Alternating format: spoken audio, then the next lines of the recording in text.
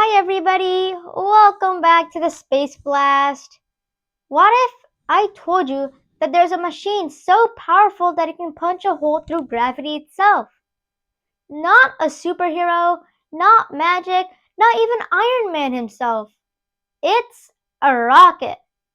Today, we'll be breaking one down piece by piece to see how humans escape Earth and reach the stars. What is a rocket? Think of a rocket like a super fast delivery truck. Its only job? Send its payload, which could be astronauts, satellites, or space telescopes to space. Why are rockets different from airplanes? Airplanes need air to fly. Rockets? They don't care. Space has no air, no oxygen, and no mercy. So rockets bring their own oxygen along for the ride too. That's why rockets work in space while airplanes would sadly float away and fail. How do rockets move in space if there's no air to push on? Ever let go of a balloon without tying it? Air shoots out one way, balloon zooms the other way. That's Newton's third law in play. Sir Isaac Newton's third law says, for every action, there's an equal and opposite reaction. Same is the case for rockets too. Fire blasts down, rocket blasts up. No pushing on air. Just pure physics doing its thing.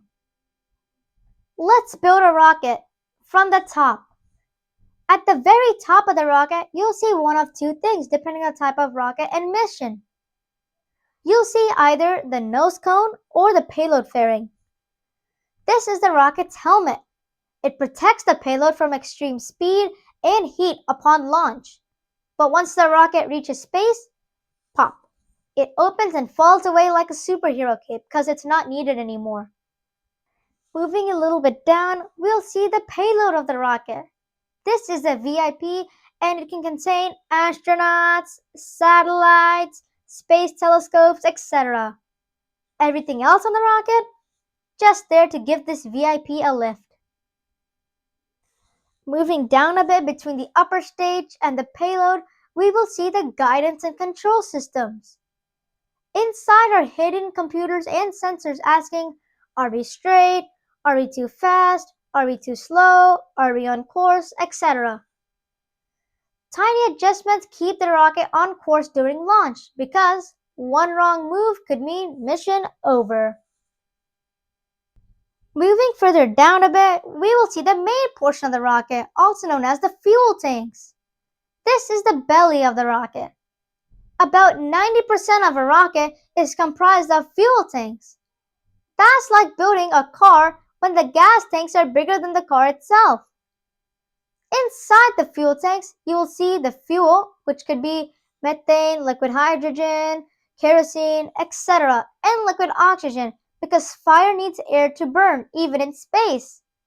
But sometimes, rockets carry solid fuel, most notably on the space shuttle. Ever wonder why they were called solid rocket boosters? That's because they carried solid fuel, and there's a pretty high chance that if you have seen a rocket with boosters similar to the shuttle, that it likely has carried solid fuel. One perk of having solid boosters is that you don't have to fill them up while on the pad because they are already equipped with the fuel when being built. But how does all the fuel get expelled? Meet the rocket engines and nozzles. Here's where things get loud. If you mix rocket fuel with liquid oxygen, you will get a chemical reaction that creates gas. And this hot gas is expelled faster than a speeding bullet. The nozzle shapes the exhaust coming out to squeeze out maximum power because more blast down equals more push up, which is what we need. Why do rockets drop pieces?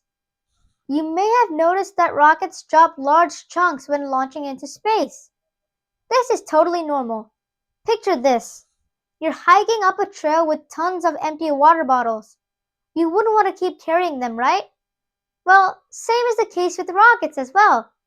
When a rocket stage runs out of fuel, rockets drop it. Less weight equals more speed, and that's what we want during a launch. Hence, the why rockets look like they're dropping things mid flight. It's totally on purpose, and it's called staging. Here's the full launch sequence in order. For this example, I'm going to be using SpaceX's Falcon 9 rocket since it's easier to explain. Just before liftoff, all the 9 engines on SpaceX's Falcon 9 rocket successfully light up.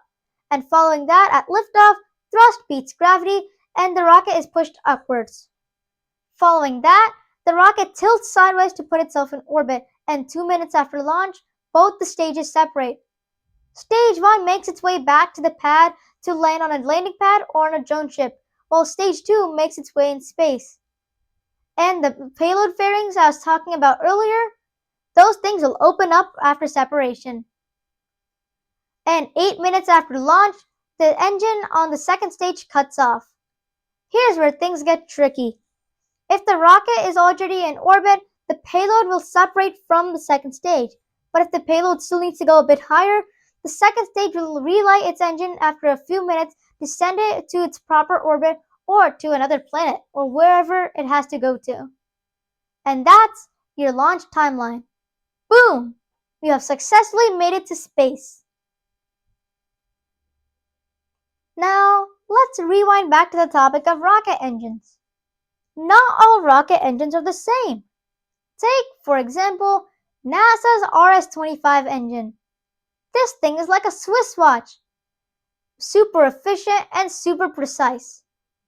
This engine was used on the space shuttle and it's going to be used on NASA's SLS rocket.